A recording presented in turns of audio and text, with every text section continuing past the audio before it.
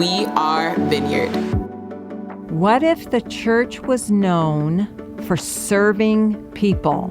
Well, Buddhists do this, and Muslims do this, and whatevers do this, but the Christian church is all about rebuilding houses after floods and caring for the homeless and helping them recover, and supporting single mothers, and supporting foster care families, and befriending LGBTQ youth who have been suicidal because they've been so rejected. Yeah. If the church was known for that, talk about your light shining, about God going before you and being behind you. Yeah. And I honestly believe that if we just made a to-do list, just from Isaiah 58, never mind everything else that's in the Bible, it would be transformative.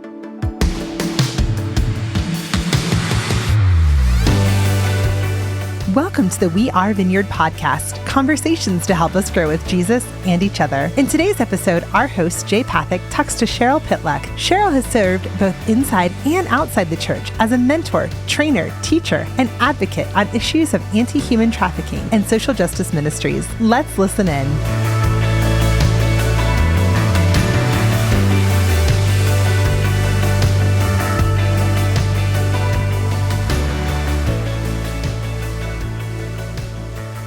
Cheryl, thanks for doing this.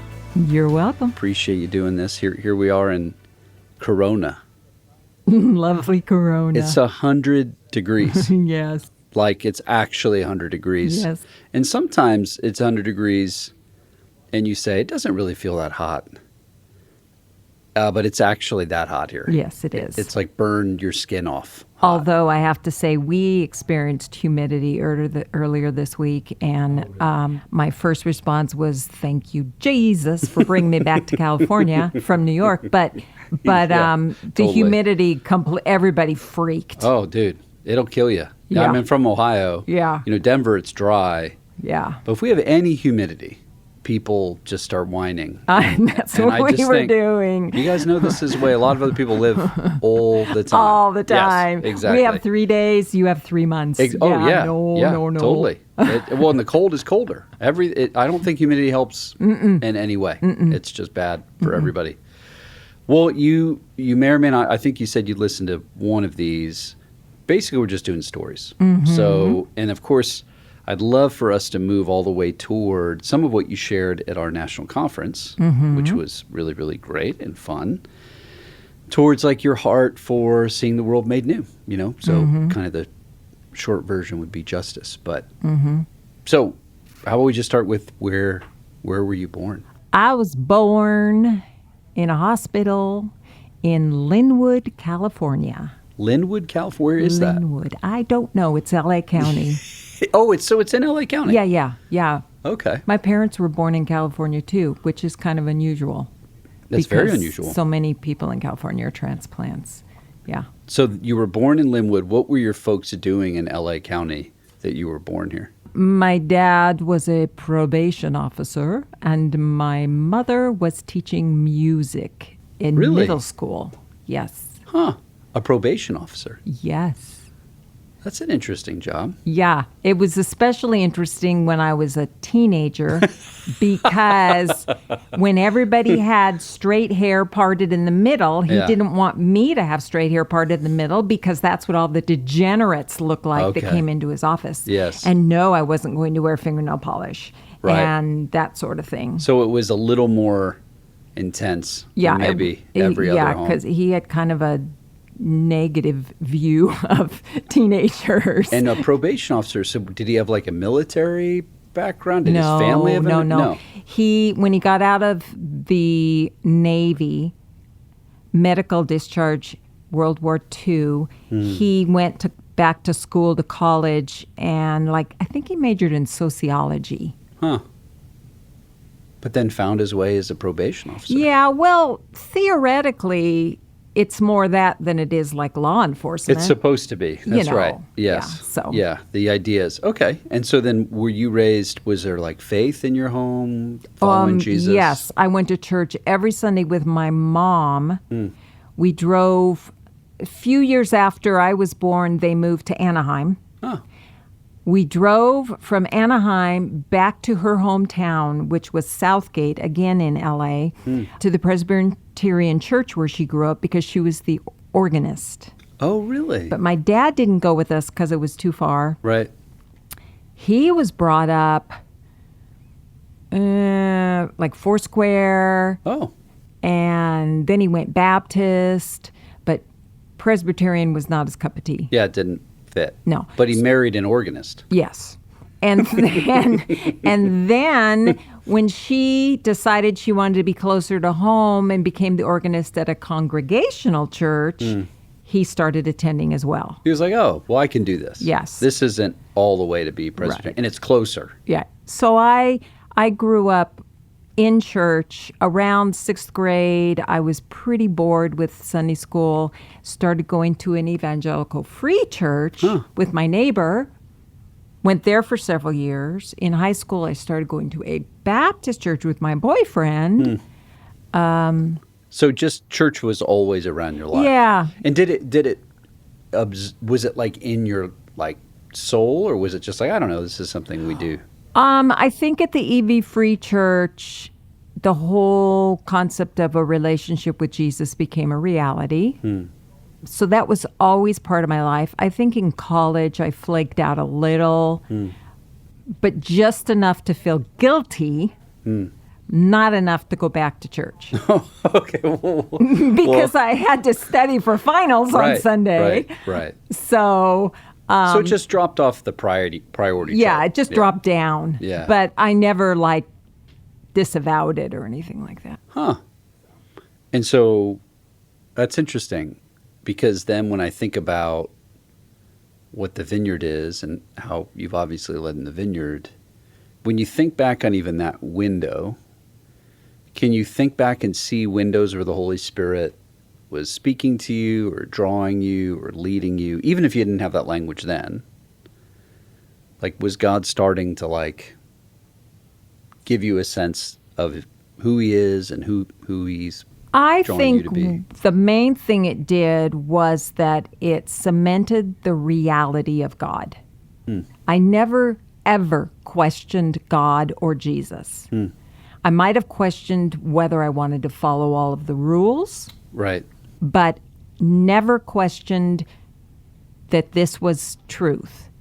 And when I met Lance at the previously mentioned congregational church, where my mom was still the organist, he came on as the assistant/youth pastor. I kind of started coming back more regularly, and it wasn't a huge epiphany. It was just like, well, yeah, I believe all this stuff. It's okay. I just took a little vacation, Not so much as you would notice. That's funny. That's funny. So, So what did you study in college, and where'd you go to school? I studied theater arts. Did you really? At Cal State University, Wow. Fullerton. Yes. I had planned to transfer to UCLA, but I ended up really liking Cal State Fullerton. And it was super cheap.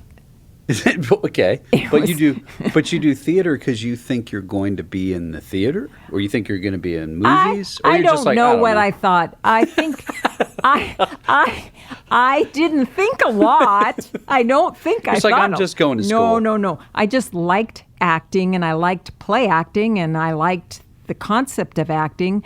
Didn't really know anything about the reality of acting. I had a physics teacher.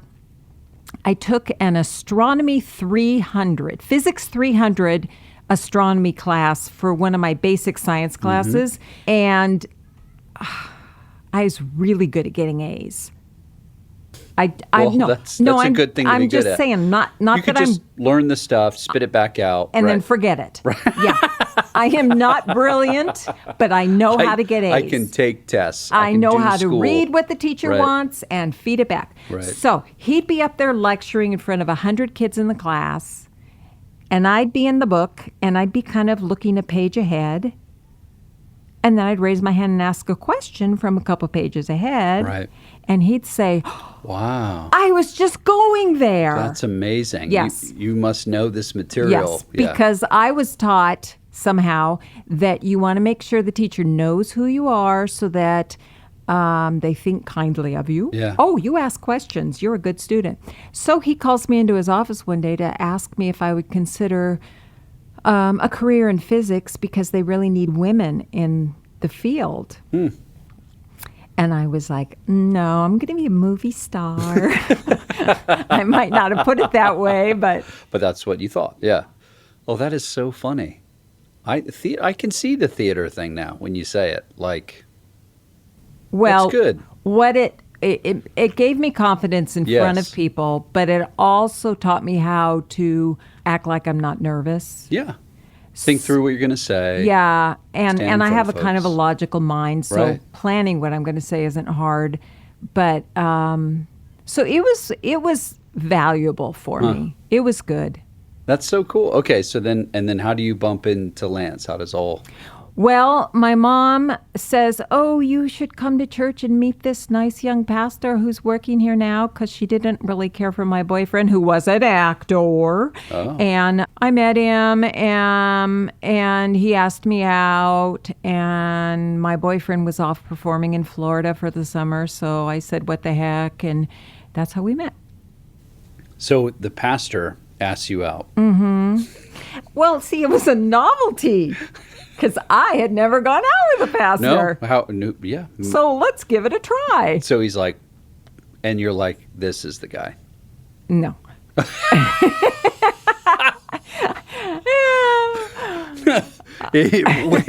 Are you? I hope by now you're convinced. So somewhere between then and now. Somehow between there and now, and 40, however many years Yeah. later, I figured out, yeah, this will This is the stick. guy. That This is is going to so stick. great. So, yeah. Well, but then all of a sudden you're being, if you're going to date a pastor and then even think about marrying a pastor, now this is going to become my life.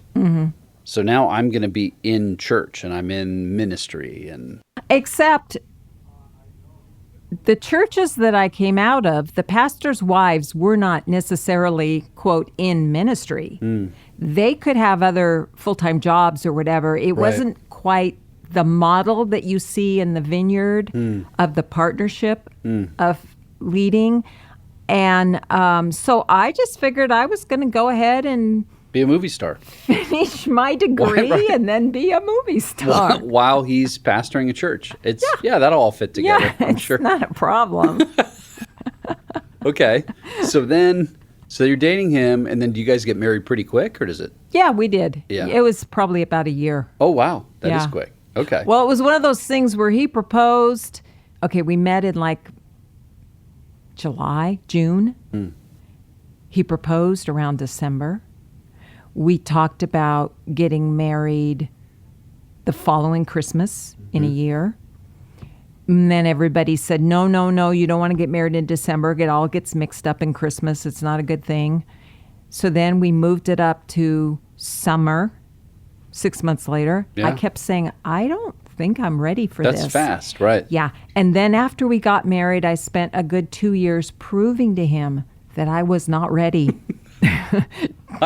Trust me. I was proving to him. Yes. Wow. I'm 20 years old. None of my friends are married, and I'm not doing very well at this. Yeah. Yeah. So you're 20, married to a pastor, and then you're graduating from college. Does it start to occur to you like, oh, I'm this thing that I've like been in church and I love Jesus. Now, like I'm on display in a different way. Like this. Yeah. I have to say, Lance always protected me really well. He has always said, you hired me, you didn't hire my wife. So when he left the Congregational Church after he graduated from Fuller, and he took a job as an assistant pastor at a church plant, it was actually out of Schuler's Christ Cathedral Church. Really? Yeah, Reformed Church of America. You know, he just always said, no, you do what you feel like you're supposed to be doing. And so I participated in church, and, you know, I supported him at home, but I was finishing my degree. Yeah. I was auditioning in Hollywood, stuff like that. And then when he ended up taking over as the senior pastor because of a moral failing of the church planter, and the women came in to him one day and said, "When is Cheryl going to take over women's ministry?" And he said, "She's not. Wow. She's not. She's going to do what God tells her to do." So. Wow. And so then how long did he pastor that church? Oh, gosh. I don't know how many years that was. But years. Yeah. Wow. A couple years. And then he realized a combination of that and meeting John Wimber and starting to go to the Vineyard when it was in the gym at night made him realize he did not fit in the Reformed Church of America, and he did fit in the Vineyard. So tell me about that. So he is a pastor who bumps into Wimber, and then is he like, "You got to come with me to this thing on Sunday night"? So you guys just roll into a gym, and you're already leading a church. His best friend, best man from our wedding was with Ken Gullickson in West LA, and invited Lance to come to the first pastors conference. This was after Ken had left West LA and Jim had taken over. And basically he realized this is where I belong. Because had you guys been familiar with and doing Holy Spirit stuff? No. Oh, no. I knew nothing about it. Nothing about it. So you come rolling in this thing, sight unseen. Yeah.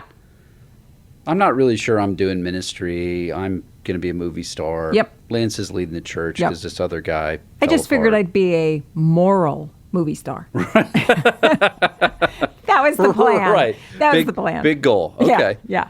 And then you come into this wild vineyard thing. Like they're praying for people and there's... Tell me about the first few times you were around. Like you're like... Fascinating. Eyes wide, just wow. And I never questioned it. I never thought this is not real.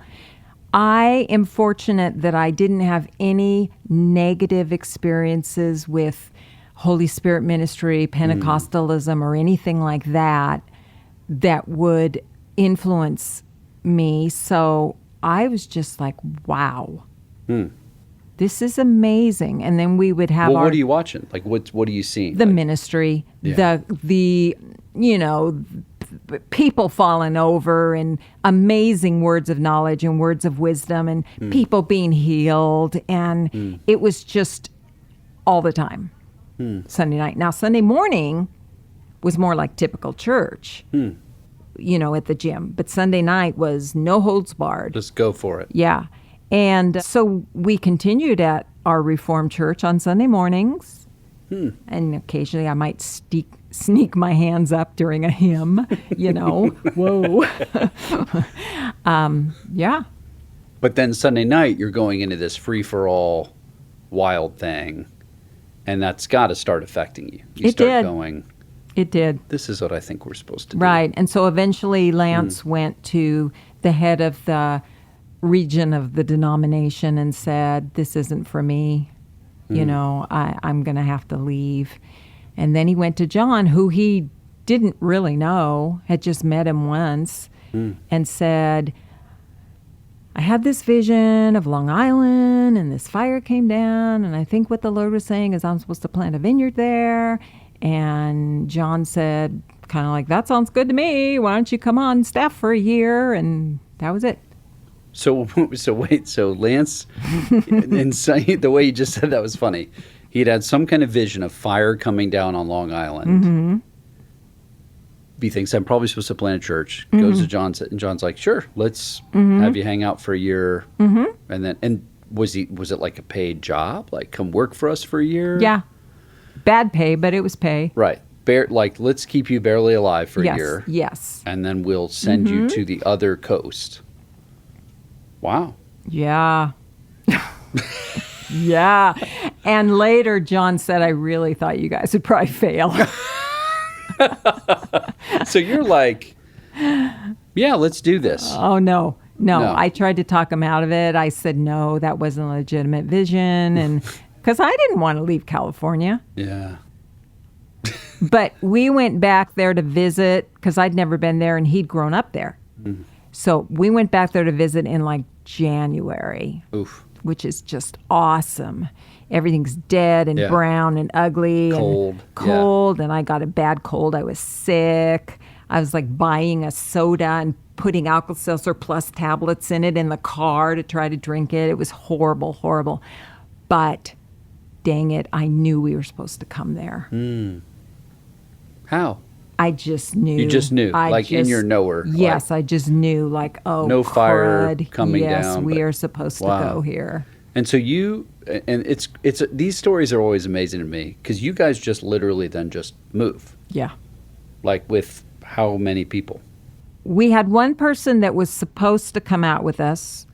His name was Glenn, young guy that had come with us from the Congregational Church to the Vineyard, or to the Reformed Church rather, and then to the Vineyard. And he died in a freak accident in his bathtub. He had an epileptic fit and drowned. My goodness. So then another guy that was in our Vineyard Church that in the gymnasium, the Anaheim Vineyard from our Reformed Church, he'd originally come to Lance when he announced that he was leaving and said, "I'm sick of you pastors that just bail the first time things get tough." And then God rebuked him and told him to apologize and that he was to go to New York with us. Oh, wow. So we moved, and then a few months later, he came out. So he was Lance's first administrator, first pastor on staff, And so when you move, are there already people there? Like there's a small group? No, there was a woman who had gone to one of John's conferences, and she said, if you want to start a home group, you can start it in my living room. And that's what we did. So it's really like a complete new start. Brand new. Like we don't know anybody. No. We don't know this place. I mean, we met Mike and Char Trigiano, who had been trying to do a little vineyard in Brooklyn. Right. We met the Shortinos, who'd been trying to do a small vineyard in a Masonic lodge on Long Island. Both had very small groups, but we were starting our own thing. Eventually, they both came on staff. Yeah, I was going to say, so then how does anybody come? Yeah.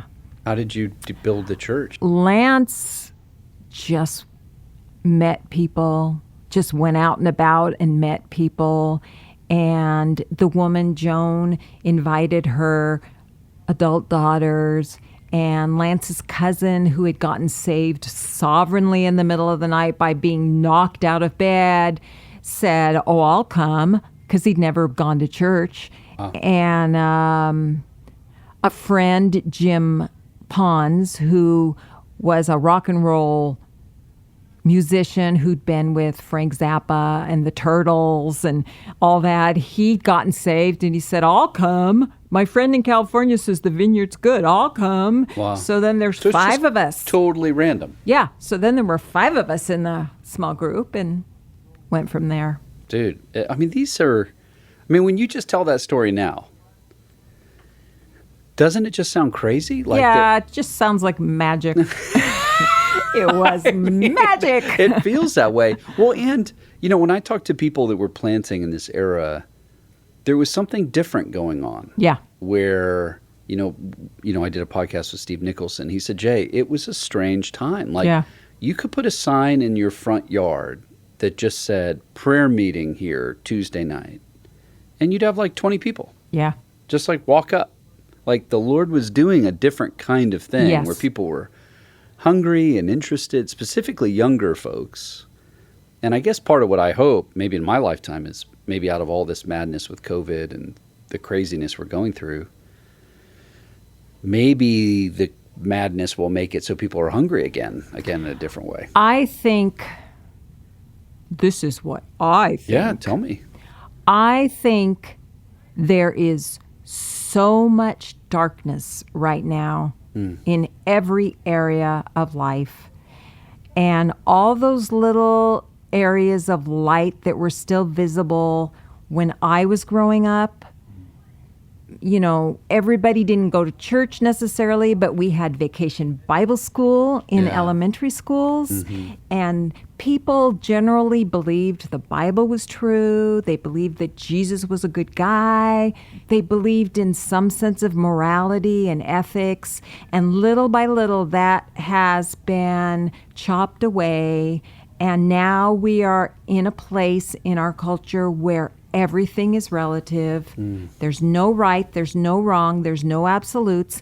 I can't use the Bible to talk to you about God because what's the Bible? I can't refer to Jesus because how do you know if Jesus is really worth listening to? And I think that because things are so difficult right now and so scary, that the church has an opportunity to stop talking and start doing, to show the world what we've been talking about, to show them what love looks like, hands-on, caring, accepting, forgiving, giving grace, listening, befriending, to just do it. So tell me about how those things took hold of you, because where we left is I'm going to be a movie star. Next thing you know, you're being I'm sort of... still hoping, actually, So, hey, Jay. there's time. There's time. If anybody out there needs me, it could happen. I hope it does. That'd be great. I'll send you my 8x10 glossy. I would love it. Yeah. But then you're swept into a church plant, which is all hands on deck. Yes. Like if you're a pastor in an established church or church, you can, whatever. But church plant, it's all hands on deck. There's 5 of you. You can't just be like, oh yeah, I'm not really doing this. Like, you're in. Right. So some of the ministry I'm supposed to help out, do kingdom stuff with people is now gripped you. Since I know some of your story, and then I know you guys go back to Anaheim, you take over the Anaheim Vineyard.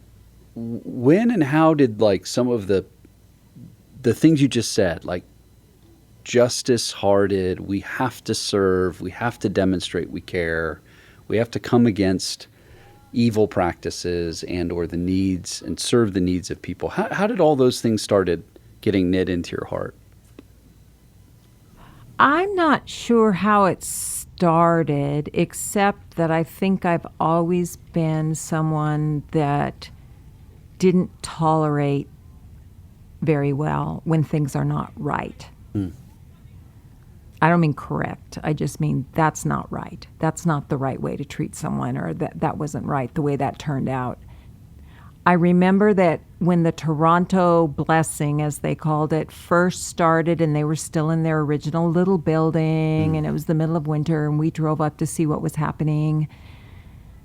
And something happened to me that when we came back, I walked into our church and everything looked different. And I felt like I'd gone from someone who believed in God and knew about God and trusted God to someone who met him personally. And that began to change the way I looked at things, the way I looked at ministry and people. And then fast forward to coming out to California after our son died. My daughter's getting a little older. She's in elementary school. It's easier for me to get more involved in church. Women's ministry, of course, I directed the theater productions. But one day I was sitting in church and we were singing More Love, More Power, More of You in My Life. And I felt like the Lord said, you have enough love, power, whatever in the church. You need to take it out into the street. And so at the time I thought, okay, well, that would be evangelism. I'm not an evangelist. I'm better at the love part. I need to take it out into the street. Fast forward from there, a friend is coordinating an all-day women's event at the church. We're going to present a bunch of ways that people can be involved in ministry outside of the church. And about 3 weeks before, she comes to me and she goes, oh my gosh, the person that was supposed to cover this workshop bailed. I have to do that workshop. Can you do human trafficking? Just like that. I know nothing about human trafficking, but I can Google like nobody's business. So I just start researching and I write up, the history and the statistics and the stuff you can get off the internet. And it was fine. I had to present it 3 times. And the first time I presented it, it hit me emotionally. The whole time I was writing it, I was fine. But when I said it, it hit me and I was struggling. And the second time, I could hardly get through it. And the third time, I literally had to just kind of like power through it. Just like, just to get through it. And then for about 10 days afterwards, I felt depressed. I didn't know what was wrong with me. And I think that was God recruiting me, because not that long before, I had said to the Lord, I want my heart to be more like your heart. And it's one of those things that you say during worship or whatever because of a song or because of what somebody prayed. But he took it seriously. Yeah. And the Lord's like, I'm listening. Yeah. And I would not have been the likely candidate. I was going to be a movie star. I am an introvert. Yeah. But and I think for me, the whole path of learning about human trafficking and working with trafficking survivors, which led to just working with people that were experiencing poverty and homelessness, which led to a lot of areas of social justice, biblical justice, or injustice, just kept expanding my heart. And finally I realized, oh, this is what God feels when he looks at us. This is why he's focused on the least and the last. This is the priority, at least in my life. And honestly, if I was going to write a book or a study guide, it would be Church Planting and Evangelism by Isaiah 58. That would be my guide. Because the Bible says, love your neighbor as yourself. It doesn't tell you what the consequences are. It just says, do it. It says, do not steal. Just don't do it. But in Isaiah 58, it says, if you will do these things, I will do these things. Yeah. So if I believe the Bible, and if I believe God, then I believe he'll do those things. And I look at those things and I think, wow, that would be a church plant. Yeah. That would be evangelism. Yes. And, what I was mentioning before, rebuilding the ancient paths or walls, or I forgot, I can't remember. Both of them, paths and walls. Paths, Let's do them walls, all. buildings. That is, in my mind, so much of what we've lost. So much of what was just kind of known about God, about Jesus, about how we should live, that's been so lost. We need to rebuild those things. And the ideas of just morality and love and caring and sharing, and yes, I don't know that person and they're strange and they're very different and they don't even speak my language, but I'm supposed to love and care for them. Yeah. So what am I doing about it?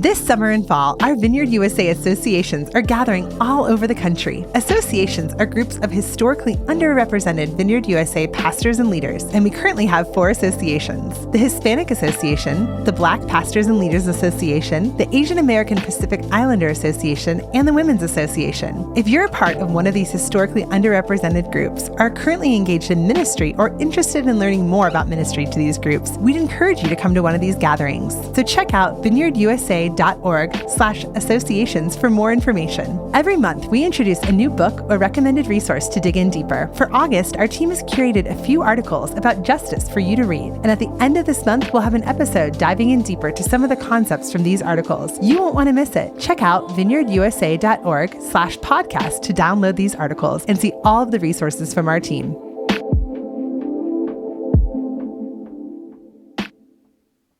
So you have this encounter with the Holy Spirit somehow at the Toronto blessing. Yeah. It was like a waterfall. That's how what it it felt like. I was under a waterfall. And it's in worship. It's in a ministry moment. Anytime. I had been in a desert of childcare. I had an infant. A desert of childcare. I had an infant Right. and a toddler. Right. At home, it was all about Yeah. them. And at church, I was in the nursery or whatever. And I hadn't been able to go to home group, receive ministry. I was in the desert. And so we're in Toronto, and I'm like handing my children off to strangers going, you take this one, you take this one. I'm going up for ministry. And I just kept going and going and going. And you're just having this refreshing experience. Right. And I'm not shaking, and I'm not falling, and I'm not doing anything weird, and I'm sure everybody else thinks nothing's happening. Yeah. And I am being immersed in the Spirit. And it's so encouraging, Danielle and I have a similar story. As we're church planning, it's so hard, and we have 2 very little kids. And we were at the Anaheim Vineyard for a national conference. And I'm helping man a booth of some kind, church planting or something. And she's got the 2 kids she's wrangled from like childcare. And our youngest keeps popping up on the board, like parents of sociopathic, and, So she's leaving and coming Please out. rescue. And she's got the 2 girls, and she's sitting on one of the the concrete barriers, just waiting, Jay, we got to go. I got these kids, we need naps. And she just starts crying. It's like, this is just too much. And some woman's walking by. Who knows who she is? Maybe she'll hear this. And she just looks at Danielle and, just grabs her hand and says, oh, this isn't forever. It really isn't. It isn't forever. And just prays a little prayer for her. Yeah. And so by the time I get out there, she's kind of a little bit more put together. But then we spent that whole week where we were just really intentional. The kids are going in the thing. And it was so refreshing, to just be in a place where someone else was leading worship. We're a church plant. Yep. Someone else is leading worship. Someone teaches. Someone will pray for me. And I think as we grow in ministry, sometimes we forget, we're here at the regional conference now. Just the power of noticing people in the hallways, praying for people up front. Because if your church grows to a certain point, for me and Danielle, we're in prayer, worship moments as many times as we want. We could be in 10 a week if we wanted to be. Exactly. Where we do nothing. Because we have small groups, and we have this class, and we have X amount of services, and then we have our staff meeting, and then we have, whatever. And you just kind of go, oh, man, I guess we're going to go to another conference and do this. But there's something special about the Toronto blessing, obviously.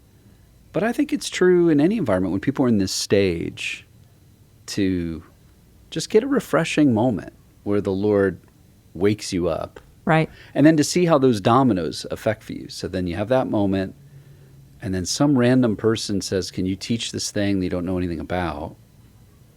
But you can see in retrospect, it's an answer to prayer. And of course, she was the one that was interested in the subject. Of course. And bailed. Right. Yeah. And hands it to you. Yeah. And there I am.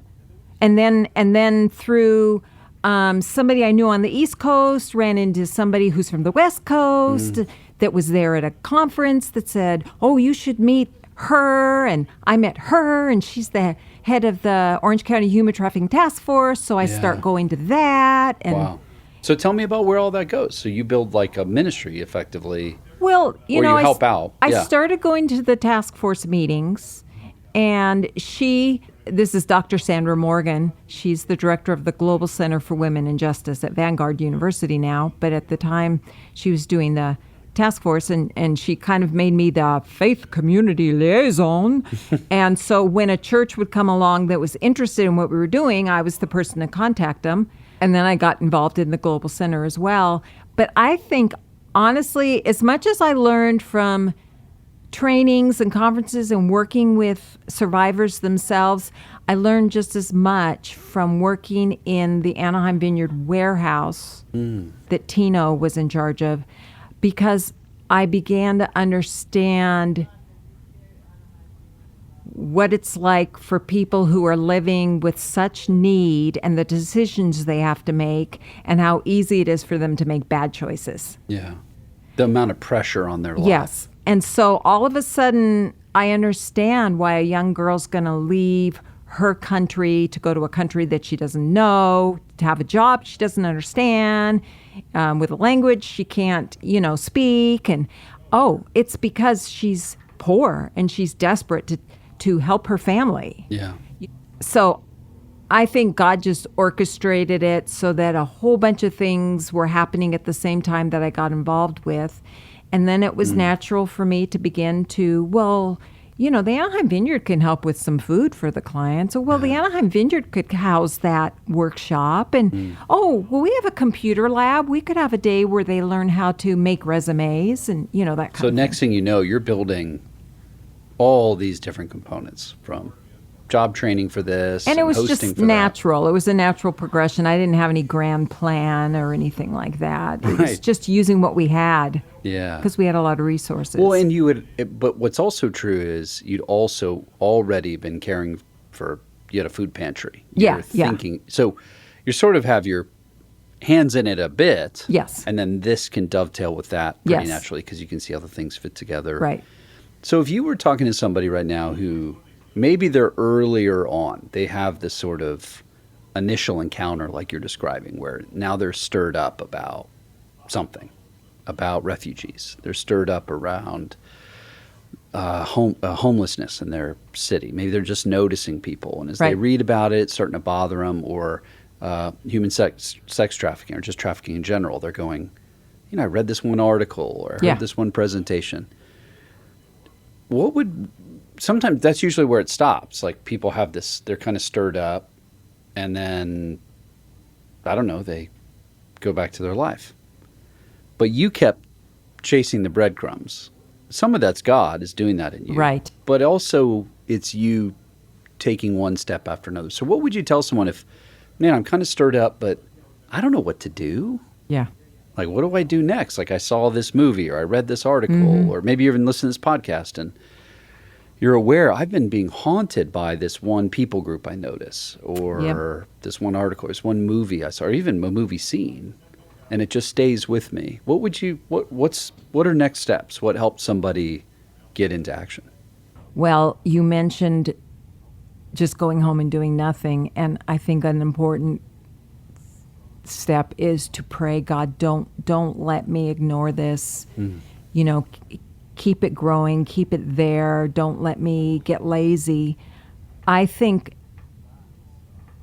the most beneficial thing is to find someone who's doing it, who knows what they're doing.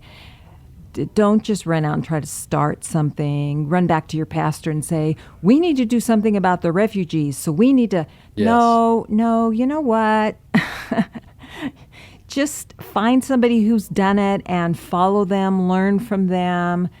Sometimes you can't do it in person. Then you do have to just read some books, or, like, this isn't a commercial, but the Global Center for Women in Justice has a bazillion podcasts. Yeah. Find a podcast that relates to what it is that you're interested in. Again, not a commercial, but Vineyard Justice Network. We want to be a resource. So just write to us and say, hey, I've got it on my heart to do this thing. I want the broken foster care system, or single moms, or, whatever. And we'll do our best to connect you. But the most important thing is to ask God to keep that fire burning. Yeah. Because it's harder to reignite it once it's died. Yes. I always agree. tell people, don't teach on human trafficking in your church unless you're going to give them a way to respond. Yeah. Yeah, because they'll just feel bad. Yeah, and then it'll Right. die down. And then the next time somebody speaks on it, they'll have less of a response. Yeah, they're numb. Yeah, that's good. And what I like about what you're saying is, and this is my experience, almost always somebody has gone before you. Exactly. I mean, there's somebody probably even in your city, maybe even in your part of the city, you know, not that has already been sort of just tirelessly working either in a government position, a nonprofit position, maybe something through schools or through the police department. Right. One of those things tends to grab about most of the issues that are ailing a city, right? Yeah. Most of the dynamics. The challenge is, first of all, just identifying those people. Right. And then I like what you said. You said it earlier. You said, and I just went and showed up at a meeting. Yep. So then it's just showing up. It's buying someone a cup of coffee. It's showing up at the shelter. It's getting to know the person that does the refugee resettlement plan. And what I appreciate as a pastor, and I know every pastor listening to me will appreciate, is when someone comes to me and says, not, there's refugees, what are we going to do? They say, you know, there's this one group of refugees. I went to the Lutheran Family Services training. My family and I have committed to do this cultural liaison program. I'm wondering if you'd be interested, you know, as we're doing that, is this the kind of thing you think I can include other people in? You know, what do you think?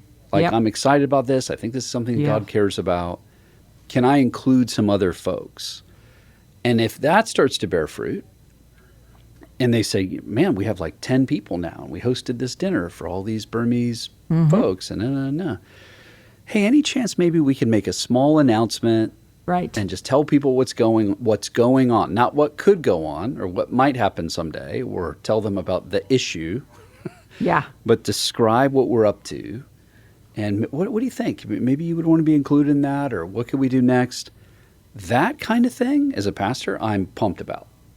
Like, oh, well, I want to join with what God's doing in you. So like for our church, we have a whole refugee ministry.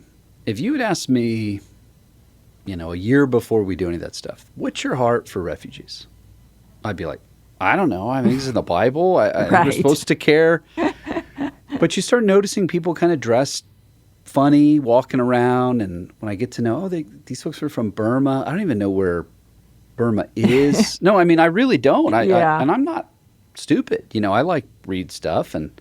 But then I'm looking, I'm like, man, this is a genocide. And there's all these different Yes. people groups.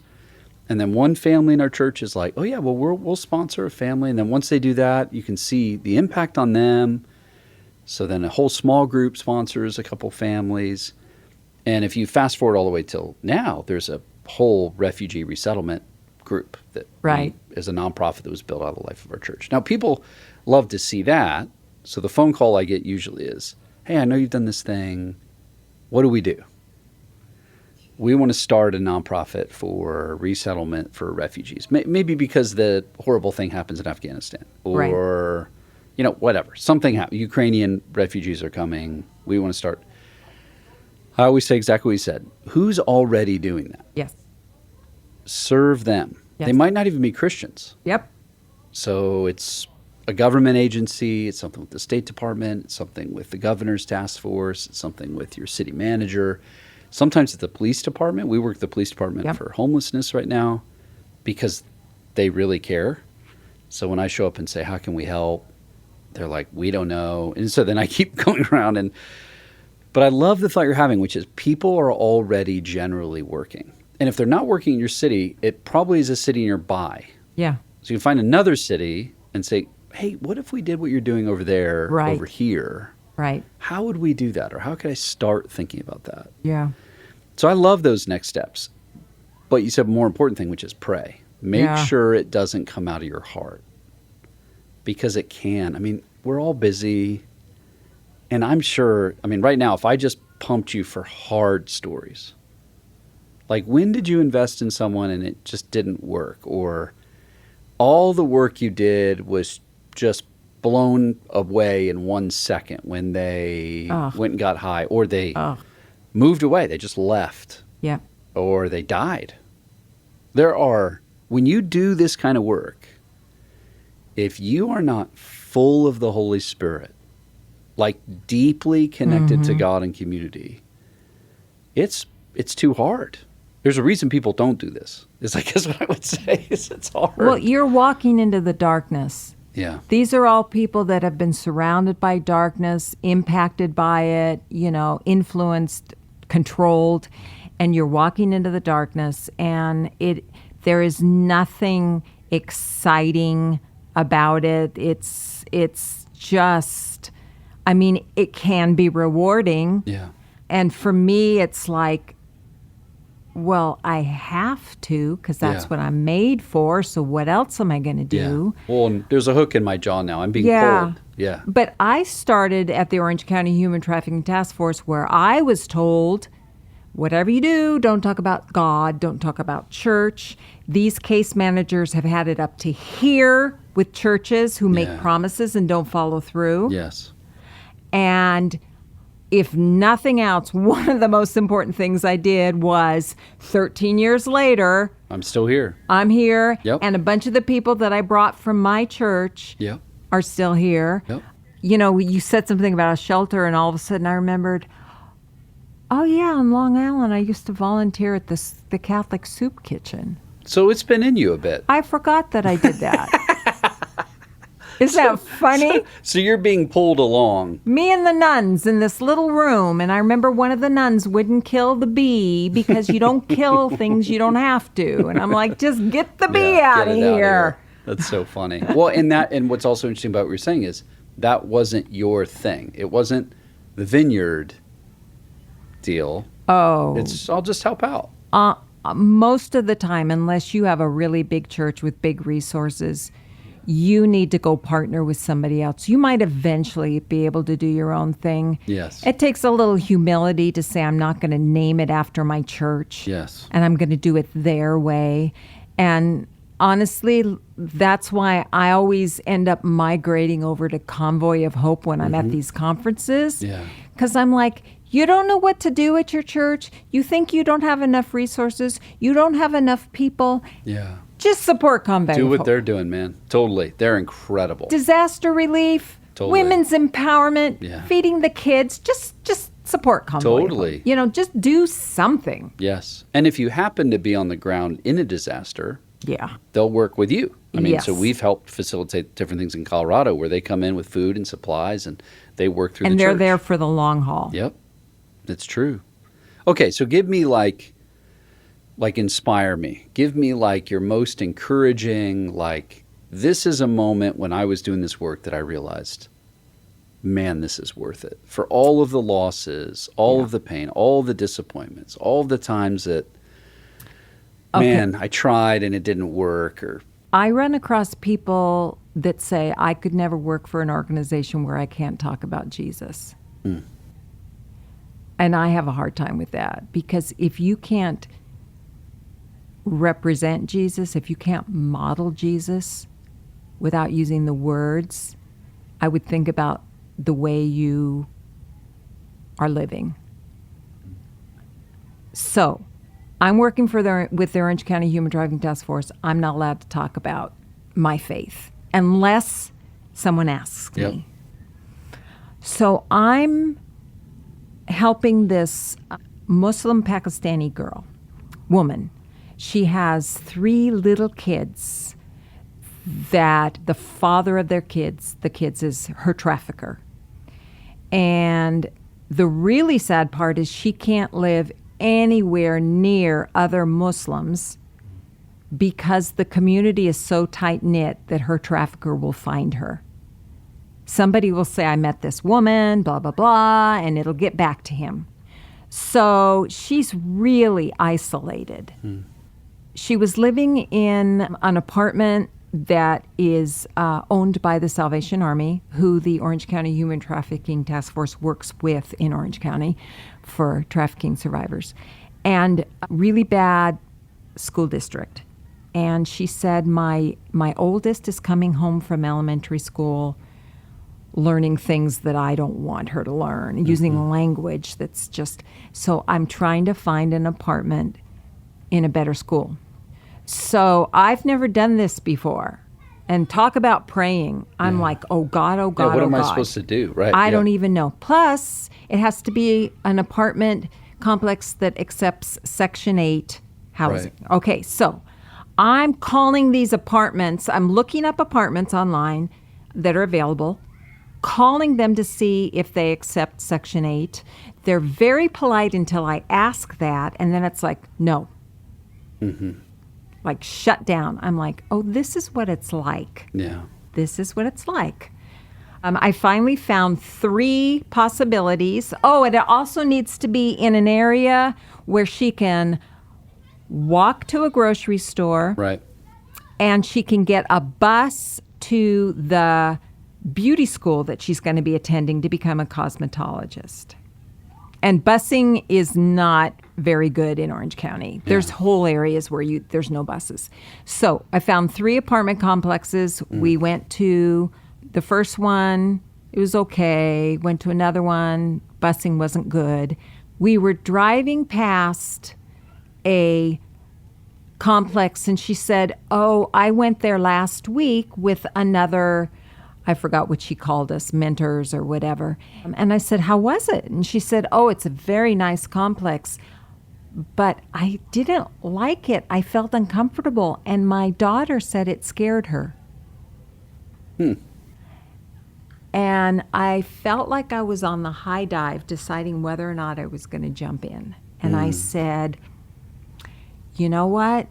In the Christian Bible, it says that God has a special place in his heart for widows and orphans. And that's you. He was protecting you, I bet.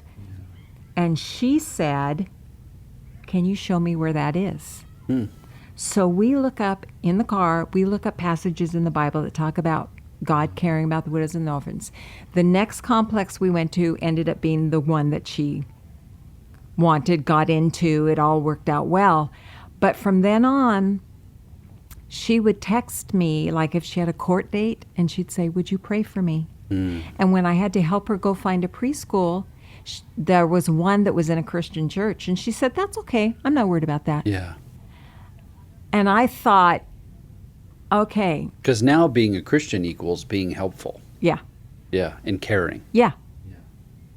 And that stuck with me. I don't have any problem with serving people and not mentioning the name of Jesus at all, as long as they walk away going, wow. Because oftentimes, eventually, they'll find out. Well, especially in relationship. Yeah. I mean, in relationship, you find out everything about everybody, you know? And I think that's where I come back to, what if the church was known for serving people? Like, well, you know, Buddhists do this, and Muslims do this, and whatevers do this, but the Christian church is all about rebuilding houses after floods and caring for the homeless and helping them recover and supporting single mothers and supporting foster care families and befriending LGBTQ youth who have been suicidal because they've been so rejected. Yeah. If the church was known for that, talk about your light shining, about God going before you and being behind you. And I just think, I honestly believe that if we just made a to-do list, just from Isaiah 58, never mind everything else that's in the Bible. Yeah.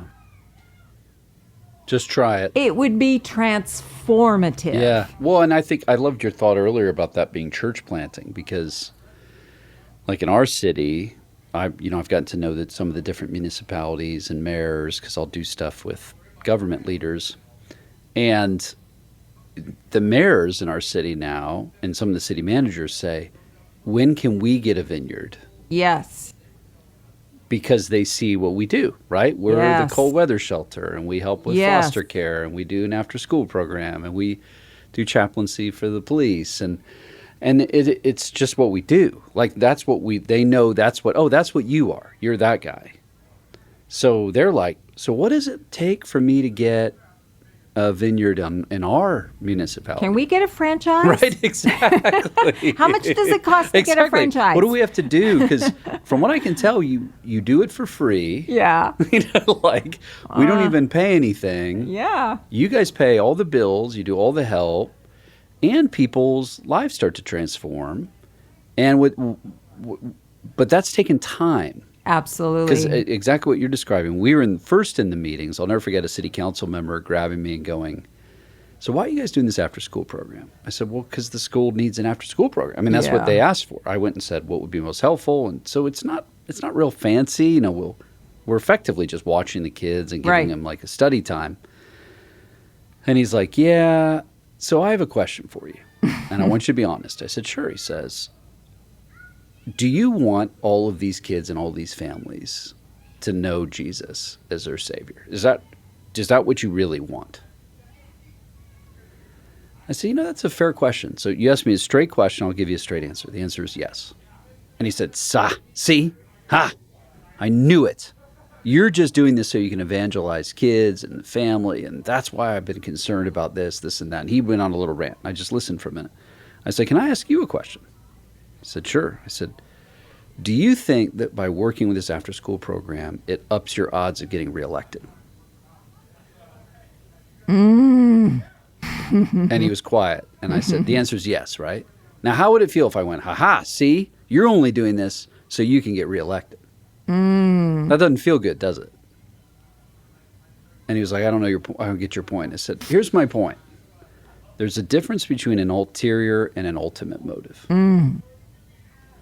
We're serving kids and families because it's the right thing to do. Because we care about our city, and we care about these kids, and we care about these families. Now, if you're asking me, do I think their life is greatly enhanced if they love and follow Jesus for the rest of their life? The answer is, of course I do. Yes, I'm a pastor. But I think what you're trying to ask me is, can I do that without it being a bait and switch? I'm really doing another thing.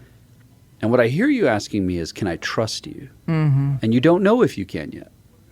You don't know. You're like, I guess we'll find out. Like, will you do this and then also do this other weird thing? You're going to have to trust. We're going to have to learn together. Right. And I'm trusting that you're doing this. You're in this job. You're an official because you care. Right. I'm trusting. I'm trusting you're not a money grubber, thieving politician. So we're both trusting each other. And I guess we'll find out. If we get to work together long enough, we will find out who we are. And I'll let you know, man, I'm not going anywhere. I'm going to be here like the rest of my life. Yeah. So you're going to learn a lot about who we are and who we're not. And will we make mistakes? Of course we will. And when we make a mistake, I hope you're going to learn how to repair it. Okay, so it's like 2 years later, we're doing this banquet thing. We're raising money for the deal. And he gets up and says, man, and we love the vineyard, does all this stuff. It's a whole thing we've done. He says, and by the way, if you want to go to a church, you should go to the vineyard. Because I don't really, I'm not a church guy. I don't even know what they're doing in there. I've attended a few times, but these guys, they're the real deal. You should go to church if you need something in your life or you're looking for a life with God. I think these are the people. You shouldn't go anywhere else. This is where you go to church. So afterward, I go, hey, man, I thought we weren't proselytizing.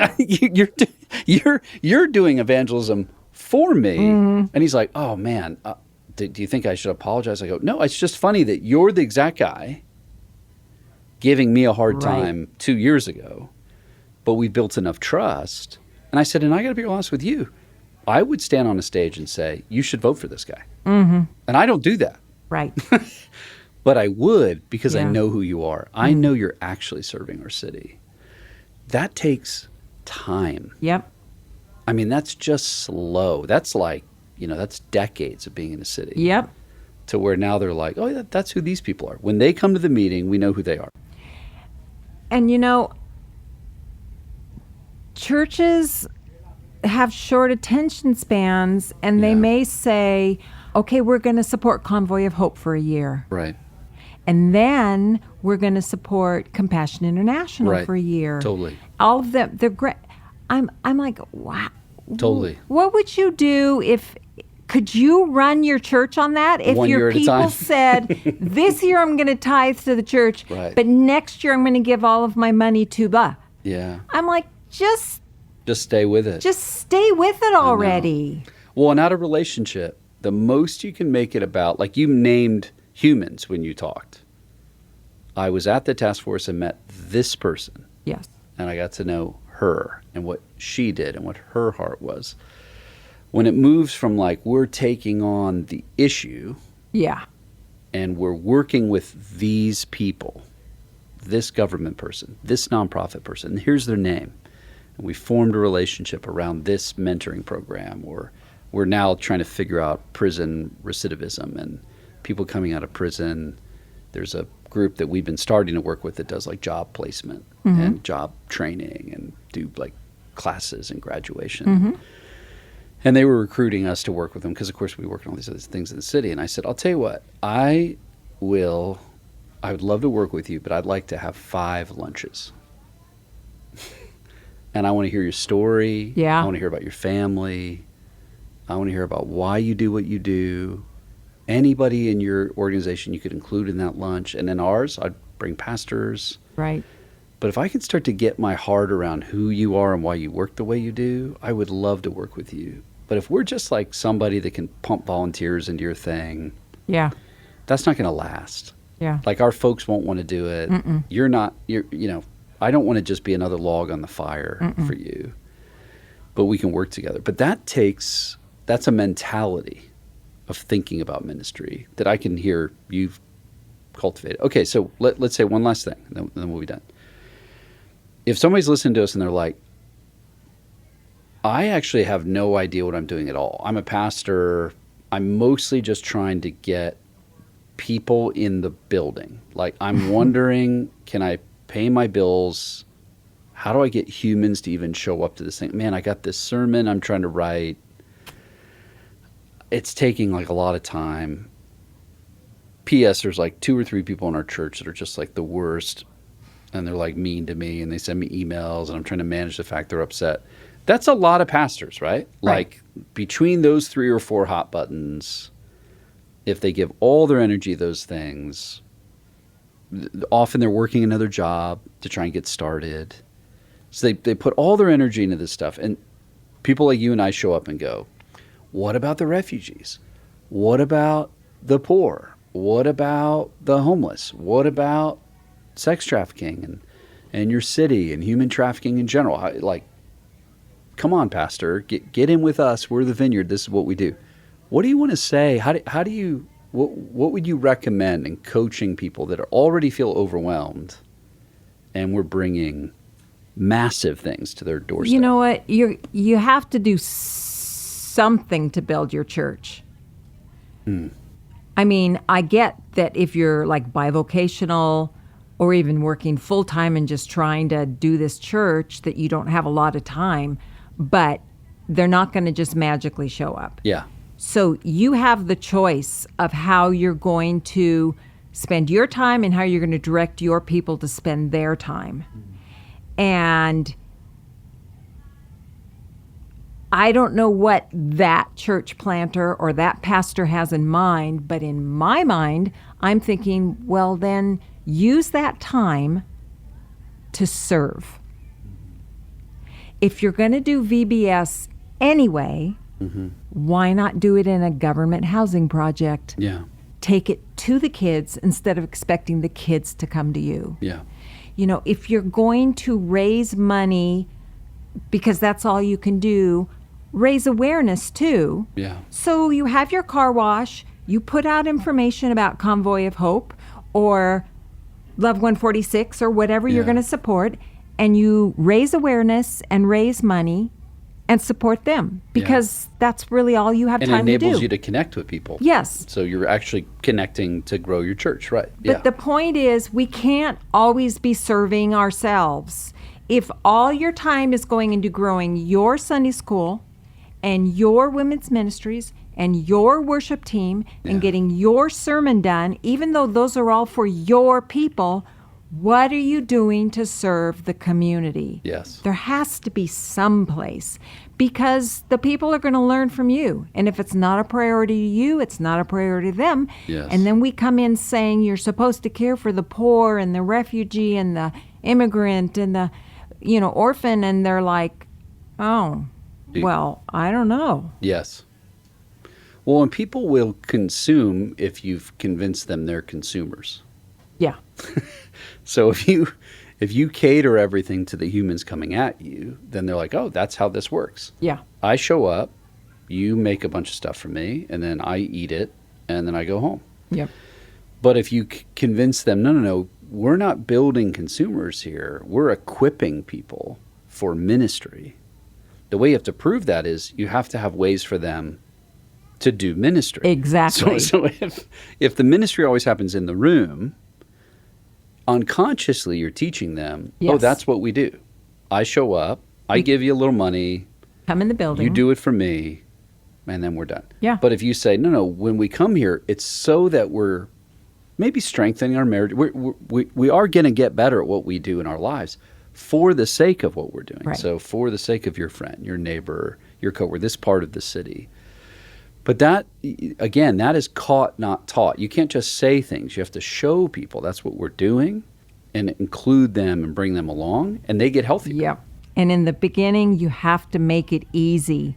We did a all-church parking lot sale, and everybody could bring all their junk and yard sale it. And you paid $25, and you got your space, and you got your table, and you got your chairs, and we did all the advertising. Or you could not pay and just give the money to the church. So literally, the youth group was paying $25 to the church so they could raise money for winter camp. But we had lots of people coming. And then at the same time, we had a big table out about the Orange County Human Trafficking Task Force and what to look for human trafficking and blah, blah, blah, blah. And I had 2 different people come up to me that day from our church and say, thank you for giving me a way that I could contribute.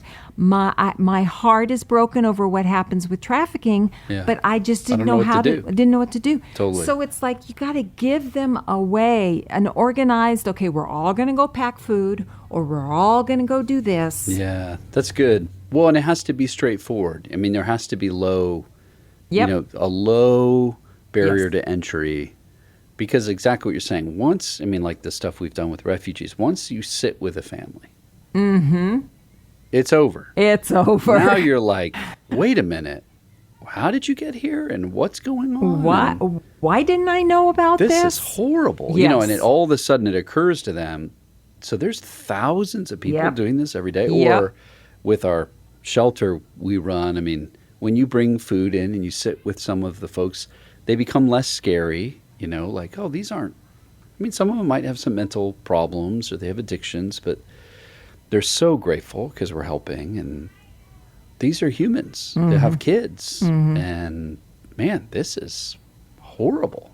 And then your heart's hooked. Well, that's good. Okay. Well, we'll put in the show notes some things with Vineyard Justice Network, maybe some of the things we referred to here. Any last words you want to prophesy? Challenge everybody. What anything you want to say? I just think that if you want the world to see the church as representing Jesus, you have to represent Jesus. Yeah. The whole thing, the heart of Jesus. Yeah. Not just the words, but the heart of Jesus. Well, and I'm super grateful to you and Lance, the way you guys have led for really your entire adult life in ministry and then in the Vineyard. I'm so, so, so grateful. And if nobody listened, if you didn't get a chance to hear your talk from in Phoenix, we'll also put that in the show notes because that was really, really powerful to alert us, awaken us to really this is the heart of the Vineyard, is to see all things made new again. That's what it means when the kingdom comes. Not just power encounters, but power encounters that lead to this kind of transformation. Exactly. And that's your story. So thanks for making time. You're welcome. Peace. The We Are Vineyard podcast is a production from the team at Vineyard USA. If you've been enjoying the podcast, here's a few ways you can help us. Leave us a review on the podcast platform of your choice. This helps more people find us. Connect with us online for additional resources. Our website is vineyardusa.org, and we're on Instagram, Facebook, and Twitter at VineyardUSA. Thanks for listening. See you next week.